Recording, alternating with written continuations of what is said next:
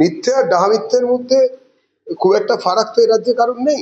এর আগেও এরকম কিসব যেন শুনেছিলাম, তারপরে চাপা পড়ে গেল। এখন কোনো কিছু হলেই এনআরসিতে নাকি লোকেরা সুইসাইড করছেন। আর যে জিনিসটাই নেই তার ভয় লোকে পাবেন কেন? কি তৃণমূল কংগ্রেস নাকি? তৃণমূলের ভয় লোকে সুইসাইড করতেই পারে, কারণ জিনিসটার এক্সিস্টেন্স আছে।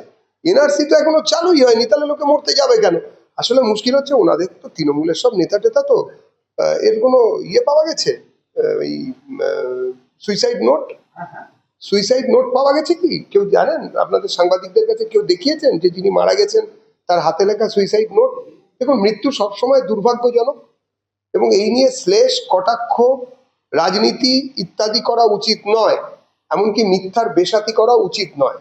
মমতা বন্দ্যোপাধ্যায় এবং তার তৃণমূল কংগ্রেসের যারা রয়েছেন তাদের ওপর পরিপূর্ণ ভরসা রেখে বলা যায়, অতীতের সমস্ত এই ধরনের ঘটনার ক্ষেত্রে আমরা দেখেছি ওনারা যা বলেন তার 99.99% হচ্ছে মিথ্যে কথা, ভুল কথা।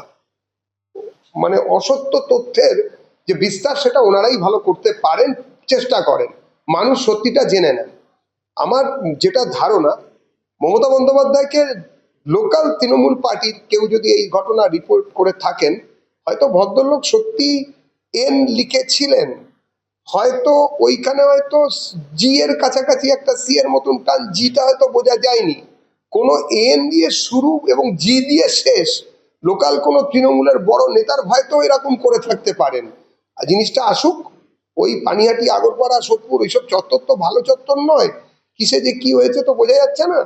তো মমতা দেবী যখন বলেছেন তখন তৃণমূলের লোকেরা এইসব বিশ্বাস করবে। তৃণমূলের যারা সঙ্গে যারা রয়েছেন ওখান থেকে যাদের কাটমানি বা অন্যান্য ব্যবসা করতে সুবিধা হয় তারা মনে মনে বিশ্বাস না করলেও মুখে অন্তত বলবেন আমরা বিশ্বাস করেছি। রাজ্যের মানুষ যাদের বিরুদ্ধে তৃণমূল যুদ্ধ ঘোষণা করেছে তারা এসব বিশ্বাস করে না, এসব আফটার থট, টেইলার মেড মিথ্যে কথা, মিথ্যের বেসাতে। শাসক দল বলছে এই এসআইআর সিএ বা এনআরসি প্রথম ধাপ। শাসক দল তো অনেক কথাই বলছে, শাসক দলের কথায় বিশ্বাসযোগ্যতা আছে? নিজেরা চুরি করছে, লুট করছে, মেধা চুরি করেছে, সবকিছু শেষ করেছে, মিথ্যে মিথ্যে আর মিথ্যে। কোথায় এনআরসি?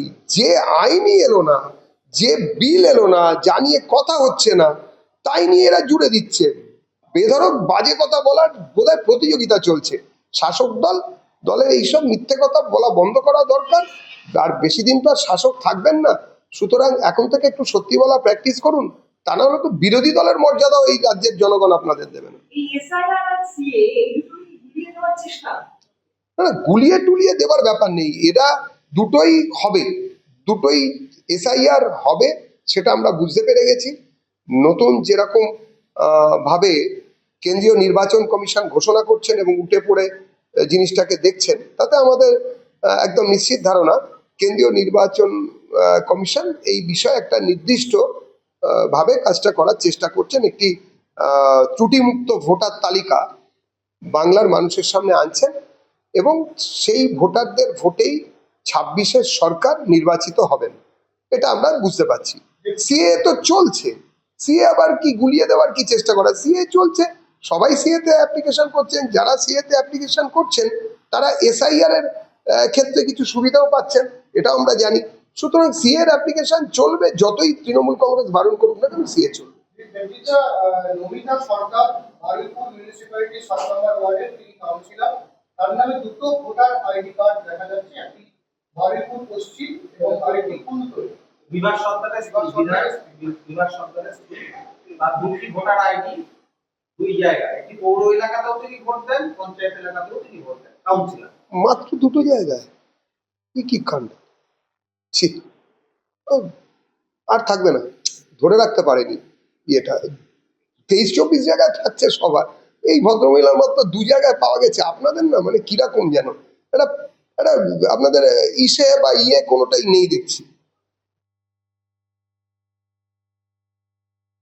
অসিত মজুমদার বিধায়ক, তিনি বলছেন যে যারা এসআইআর করছেন, এসআইআর আমরা ভুল বিরোধী, এই নিয়ে কোনোরকম যদি প্রকৃত ভোটারের নাম বাদ যায় তাহলে বাংলায় আগুন জ্বলবে। আগুন জ্বলবে, আগুন নিববে, জল পড়বে, বরফ হবে, এইসব কথাবার্তা বলছেন কেন? এর থেকে বেশি কিছু কি ওরা জানে না?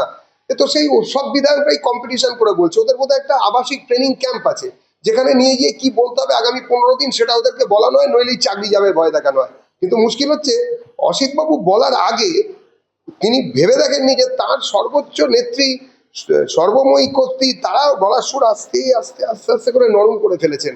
বলছেন না না, করতে তো আমরাও চাই, তবে যেন সংবিধান মেনে হয়, সাংবিধানিক ভাবে হতে পারে। আগে তো একদম গরম করে দিয়েছেন সবাইকে, তারপরে নরম যে কখন করতে হবে সেটা নেত্রী জানেন কখন বেরোতে হবে। বেচারি এরা ফেঁসে যাবে, এরা সাংবিধানিক যেসব সমস্যা এরাই ফেস করবে। কাজল শেখ বীরভূমের নেতা। হয়ে গেছে 100 দিনের টাকা নিয়ে যেভাবে সুপ্রিম কোর্টের রায় গতকাল তৃণমূল জয় করে বলছে নিজেদের, এবং এই আন্দোলন তারা দিল্লির দরবার পর্যন্ত পৌঁছবে। কিন্তু এইভাবে কি তারা রাজ্যের মানুষের কাছে নিজেদের ফেস বা নিজেদের মুখ বাঁচতে চাইছে এসআইয়ের আবহে? প্রথমত এই যে রায়, সেই রায়টা যদি কেউ আগাপাস্তলা পড়েন, মহামান্য সর্বোচ্চ বিচারালয় অনারেবল সুপ্রিম কোর্টের যে রায়, সেটা যদি কেউ পড়েন তাহলে বুঝবেন যে কতটা অসার দাবি এই তৃণমূল কংগ্রেস, এখন দেখছি অভিষেক বন্দ্যোপাধ্যায় তিনিও করে বেড়াচ্ছেন। প্রথমত তারা জানে যে এটা ওদের পরাজয়। এখানে পরিষ্কার বলা হয়েছিল হাইকোর্টের রায়তে যে শর্ত সাপেক্ষে এই টাকা দিতে হবে। শর্তটা কি? ইউসি দিতে হবে, ইউটিলাইজেশন সার্টিফিকেট দিতে হবে, বিভিন্ন রকম অ্যাকাউন্ট দিতে হবে, কাদের কাছে টাকা গেছে, 100 দিনের টাকা সরাসরি তাদের ব্যাংক অ্যাকাউন্টে গেছে কিনা সেটা দেখাতে হবে। যতক্ষণ না সেটা দেখানো হবে ততক্ষণ কোনো টাকা দেওয়ার দায় কেন্দ্রীয় সরকারের নেই, আমাদের তা মনে হয়েছে। এবারে ওরা যদি নতুন ব্যাখ্যা করেন, ওনারা তো মালিকানা মানসিকতার লোক, মালকিন যদি মনে করেন যে সুপ্রিম কোর্টের জজের রায়ের আসল মানেটা হচ্ছে এইরকম, যেটা নয় আসলে, তাহলে কি করা যাবে? এ তো মানুষকে বোঝানো যাবে না। ওরা ওনাদের আন্দোলন করবেন বলে চিৎকার চেঁচামেচি করছেন, করুন, চটপট আন্দোলন করুন। ওরা আপনার সমস্ত কাগজ দিয়ে বলুন এই দেখুন মশাই ইউসি দিয়ে দিয়েছি, সমস্ত অ্যাকাউন্ট দিয়ে দিয়েছি, রামবাবু ওদিকে মোহাম্মদ নাসির দেখুন এদের সবার কাছে অ্যাকাউন্টে টাকা চলে গেছে, আমরা সবার টাকা সবাইকে পৌঁছে দিয়েছি, তাও আমাদের টাকা দিচ্ছেন। এটা তো আমরাও দেখতে চাইছি, বাংলার জনগণ তো এটাই দেখতে চায় যে ইউটিলাইজেশন সার্টিফিকেট দেওয়ার পরেও কেন্দ্রীয় সরকার টাকা আটকে রেখেছে, এটা আগে দেখা, তারপরে আমরা এই নিয়ে কথা বলব।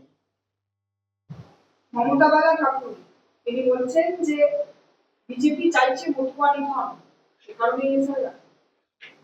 দেখুন আমি এই নিয়ে বিশেষ কিছু বলতে চাই না, কেননা মতুয়াদের হয়ে যদি সব থেকে বেশি কেউ কথা বলে থাকে কোনো রাজনৈতিক দল, তাহলে সেটা ভারতীয় জনতা পার্টি।